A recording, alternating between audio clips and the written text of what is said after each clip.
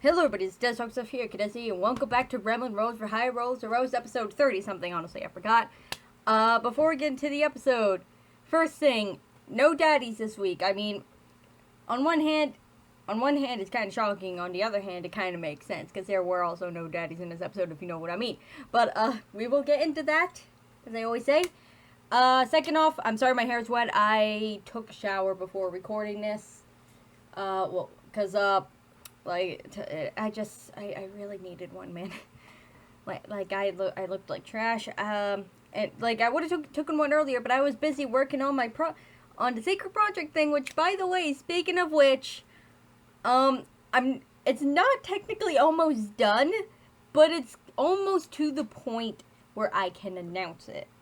So look forward to that on my channel, okay? Because this thing coming up really means a lot to me, and I would really appreciate if you check it out. And yeah, with that out of the way, let's get straight into this episode. Now, I'm sorry if I cough, my lungs are just the worst, and I've been drinking water. So yeah, not sponsored by Dunkin', though, if they want to send me a check, I am quite poor. But, anyways, I like to call this episode the El Ernesto Fiasco, and so does Mark Humes, because god damn it, they could also call it Lucius's terrible, horrible, no good, very bad day, because that is exactly what it is. I mean, well, at least one good thing happened, actually. Okay. Alright, so, last we left off, the El Ernesto estate fucking damaged, like blown to smithereens and stuff. And Lucius just standing there in front of the wreckage, stunned, silent, and, like, he is almost about to he's, like, faint, like, and he faints and stuff when hearing about the death of his family, because his entire family was there. And I just want to say, yeah, actually, no, never mind. I'll get into it later, because something happens. I'll get into that later. They meet up with the Prince of Gusthaven, Eridan. I almost said Edoran, because like, from, the first campaign, High Rollers, who, I mean, he wasn't a prince, but he was a prince to me, okay? He was the Prince of Fashion, very good taste, unicorns patch and all that. But yeah, Eridan. Like, I couldn't have been the only one who thought of Edoran, okay? Their names are just so similar. But yeah, anyways, apparently, all right. So he told us quite a few things. Now at this point, Lucius, like, I think he was like went to another room or something. Like, just leave him to grieve, okay? He just found out his entire family's dead. He doesn't need to hear this stuff right now. Just let him be. Just let him cry his eyes. Just let him get all out of his system, and then when he wants to come out, he'll come out. Which it's a very good thing to do. And so basically he told us that Lucius' father went into, like, sort of slump after Lucius died, or was said to have died, because apparently there's, like, a scry that showed him dead, so there was something sketchy going on in the background, okay? Like, I have a feeling they're, like, why is it everywhere they go, they're about to get broke-stoned, okay? Like, that's just wrong. Like, we need less brookstones in the world, man. Like, if you're gonna be evil, just straight out tell us you're evil, okay? Then we know to avoid your ass, okay? That'd be your one good trait. Okay, anyways, back to the episode. But yeah, this kind of shows that Lucius' father did kind of love him and stuff. So I am very confused of their relationship at the moment, and this is why I want to see the relationship. I want to see, like, what he was like, because from, like, Lucius spoke highly of him, and clearly he loved him, but there was some definite things going on and stuff. Like, for one, and the biggest red flag, which is the episode The Letter happened, where he didn't even address him as his father, and he was very apologetic and stuff. Now, that could be Lucius just having a ton of self-doubts for him, but the biggest thing for me in that thing, is that he didn't even address him as his father, okay? Like, I mean, like, Dad, like, I'd understand if he didn't say daddy or whatever, but he would have at least, like, should have said it, like, signed it to his father and not Mr. El Ernesto. So that is that's kind of sus to me and stuff, okay? Like, even I have my self-doubt moments, but even I wouldn't address my dad as that. So yeah, I want to know what was going on in their relationship. I want to know all the deets. And it's basically, alright, so this guy comes in. His name is Bellinor, and my screen went black. God damn it. His name is Bellamore, or Bellinor. Sorry, I keep getting mixed up. And he is a huge ass racist, and also I guess grew up with Lucius and stuff. And he was like, and by the way, Ayla is just the sassiest in this moment. I absolutely love her. Not only that, Robot Mom is back to protecting her children, which I also love. Like the moment Bellinor is like, why should I listen to a filthy lowland wild elf like you? Robot Mom's like, whoa, hey, step back there, bitch. Step back there, bitch. That is my daughter you're talking to. You ain't getting a hand on her, okay? Which I absolutely love. Man, I miss Century, man. This is so good. It's so good to see her back. Let's see. But yeah. Apparently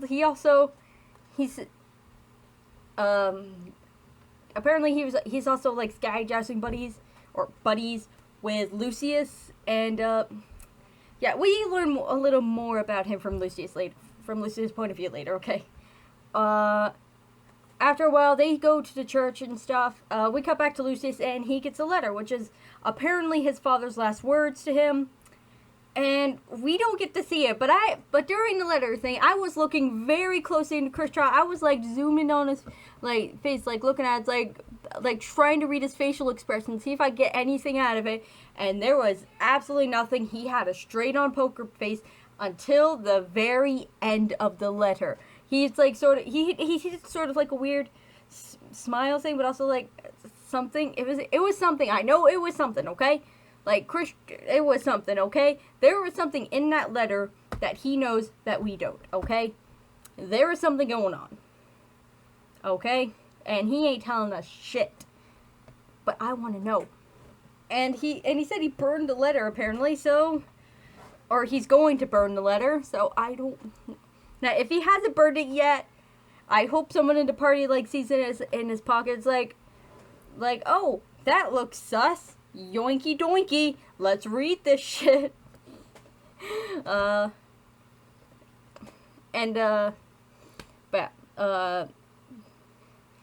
yeah, yeah, anyways, they go to the temple, they cut to them at the temple, and, go there, it was just at the very end of a session and stuff, and basically, and afterwards they go up to the priest, like, hey, we want to bring this guy back to life. Well, okay, it didn't exactly go like that.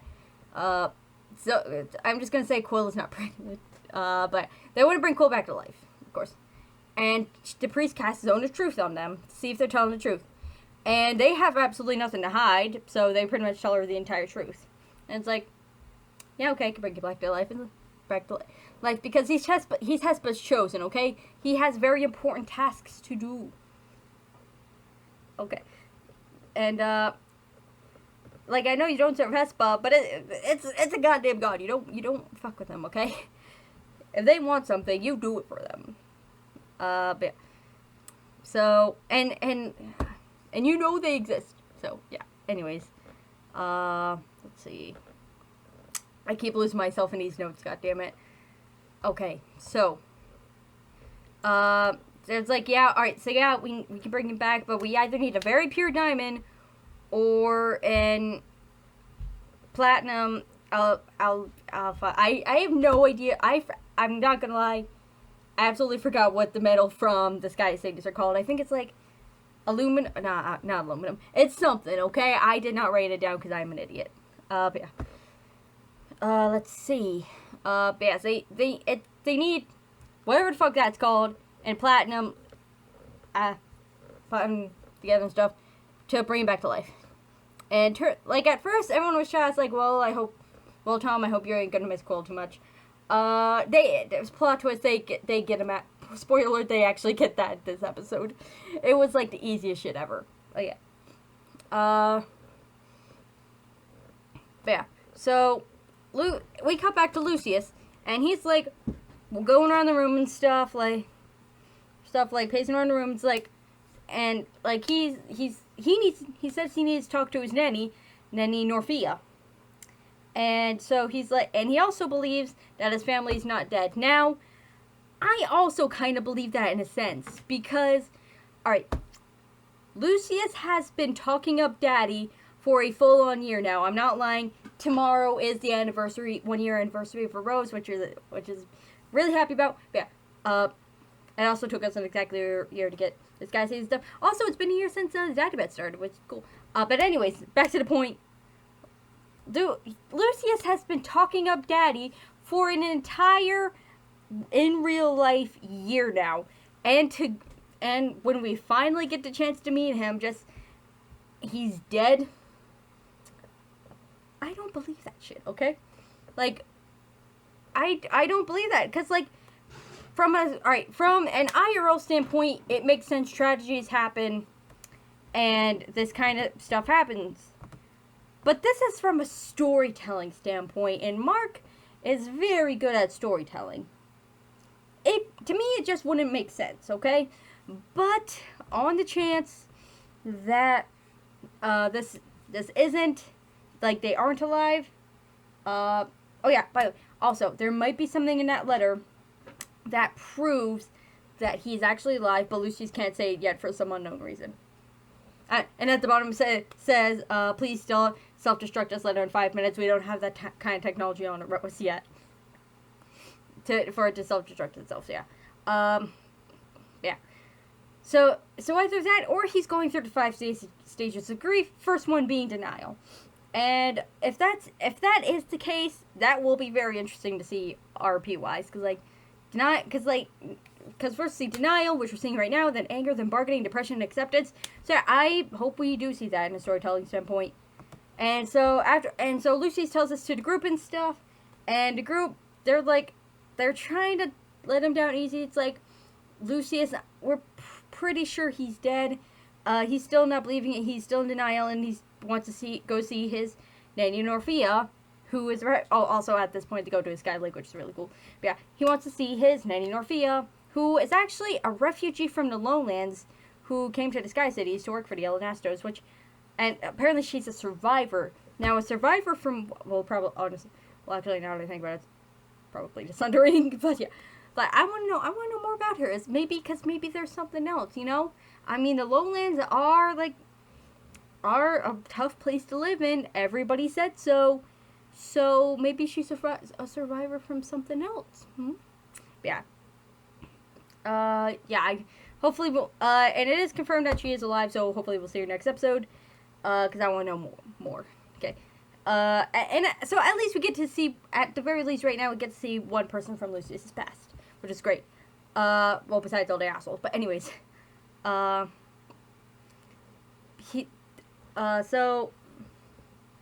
yeah, then Lucius talks about Bellinor, how they played, as he put it. Turns out he was a big old bully to Lucius, so yeah, fuck Bellinor, fuck you. You do not mess with my son like that. I love that boy, okay? Lucius is my son. I love him. He's great. He deserves the world. He does not deserve anything that happened in this episode. Like, the boy needs a break, okay? First he lost Night Frost, his sentient weapon. Then he lost his best friend / boyfriend Quill.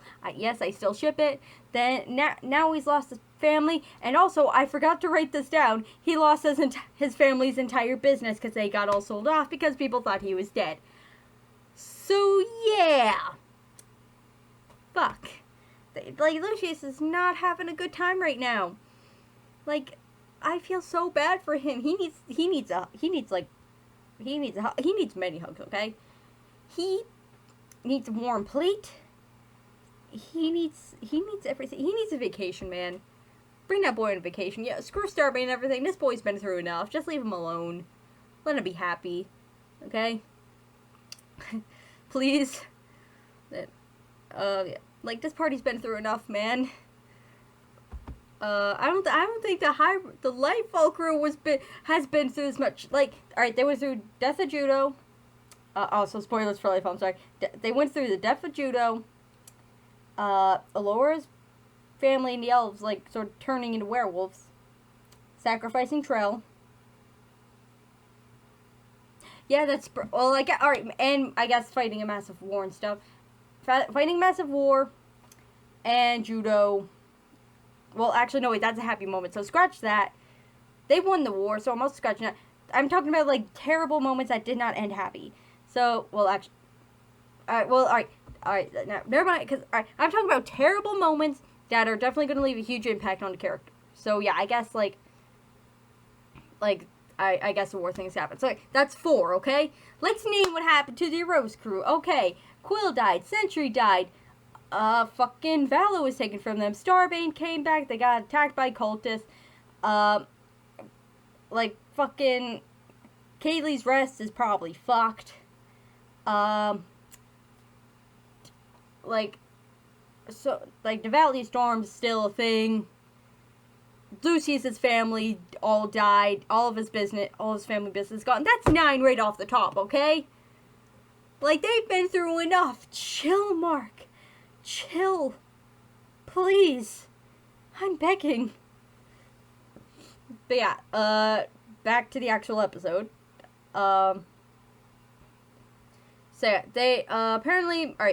Apparently many bodies were found in the rubble, but none of them could be identified, and the only reason they could really identify Lucius's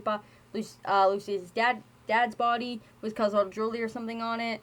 Which I mean, that could either be evidence he's dead, or it could be a ruse. Who knows? But yeah.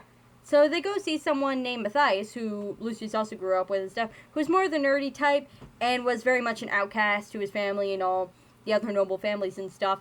And by the way, nobody noted this in the episode. I was literally the only one who noticed, because I guess they were doing something about anarchism or something, or they just didn't notice or whatever.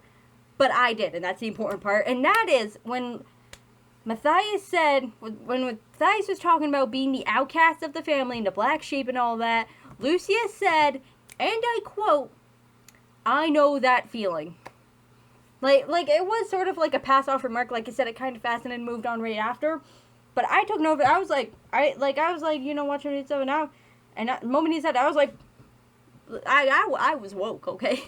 I was like, okay, I need to write this shit down. So, Lucius has been kept away from the family business, and yet Daddy trusted him with this, and take it away. I wonder, I need to know what's going on, man. Because, alright, so apparently, these two were kind of close. I guess they were kind of close or something, or at least they had an understanding of each other, because Lucius had trouble with the other kids from the other family. So Lucy's got bullied a lot and stuff, which is really sad. And I still love my boy. He deserves a best friend like Birdie. I'm sorry, I love him. But yeah. So, but anyways, they managed to get what they need. They managed to get the rod, and they go back to the church. It's very dark and very quiet. And they go to Res Quill. It is great, a beautiful moment. And, I was scared for a moment because, Mark was talking about it with those guys, with, first there's the point of view of, the crew and stuff, and it's, talking about what was going on, and then Mark said, but, and I was like, wait, what do you mean, but? What do you mean, but? I am scared, what do you mean by but? But, luckily, it didn't mean anything bad. It just went to Quill. He was, he had, in the afterlife, it's peaceful, fuzzy. He doesn't exactly remember who he was, but he is contempt for himself, and he remembers happy memories. It's all good. And all of a sudden, he starts getting pulled back from his chest, which is weird because he doesn't have a chest anymore because he's dead. But he gets pulled back, and it's like, oh, I guess I'm alive. I'm cool. And so, he sees the goddess Death again. I forgot her name, but she tells him that, hey, when you die again, I will bring you back here, but you can never be brought back to life again. You only get this once, okay? It's yeah, cool and stuff. And so Quill starts to go back, and he sees a pirate ship, I guess, with a man with gold and flamed hair and all that. Kind of nods to Quill, and I want to know what's up with that. I want to know. I'm curious, okay? I'm curious, Mark. What is that? What is that? It's fucking dead pirates. Let me know. I want to know. Right before he goes back in his body, he of course sees Hespa again, and Hespa gives Quill, not only does he give him his eye back, but he gives him the most badass eye I've ever seen, okay? People think my heterochromia is cool, think Lucy's heterochromia is cool. bitch, this dude has an eye that has like a storm in it, and once a day you can either, in a location, he can see either what happened in the past, what's happening in the present, or what's gonna happen in the future. And if that ain't the most badass shit ever, I don't know what I want that, man. I want that. I'd love that power, man. Like, some people want fireball or whatever, or it's like has invisibility. Now, screw all that. I want this shit, okay? Give me this shit, okay? I already have chromia, okay? Like, just take the brown eye. I don't care. I don't care which eye. Just give me. I want that, please. I want that power. That'd be so goddamn cool. Yeah. Anyways, Quill's alive! Hooray! We got our bird boy back, and so bye bye, Pyrie. And hello, Quillicat Color. I cannot wait. I hope Lucy gives him a hug, man. Like, at least one good thing happened this episode, man, and that is my boy Quill is back, my baby boy bird. My bird boy is back. We have the whole crew together. I'm so happy. And Mark Joe just said, until next episode, what if he dies? And I would find it hilariously ironic if I kind of noticed something, and I would find it, if this actually does happen, I would find it really fucking sad because they died, but really fucking hilariously ironic. Okay, so first, Sentry died. Sentry has a connection with Quill, has a past with Quill. Then Quill died. They have to bring them both back. Lucius and Quill, they're like best friends and stuff. They have good connection. They have a good bond. They have good character relationship. What if Lucius dies next? And who's Lucy's other best companion? Nova. They have sort of a brother-sister relationship going on, in my opinion. So Nova, and so on their way, Nova also dies, and Nova also Nova and Ayla, they have those talks and stuff, so it's inspirational talks. So hey, they have a really good connection, and then Ayla dies next. I'm talking about connections, man. All the connection. I hope they don't die. Mark, do not take this idea. Do not take this idea. I do not want them to die. I'm just saying, if that happened, that would be fucking hilarious. But yeah, anyways, that was the episode, guys. Thank you so much for watching, and I'll see you in the next video.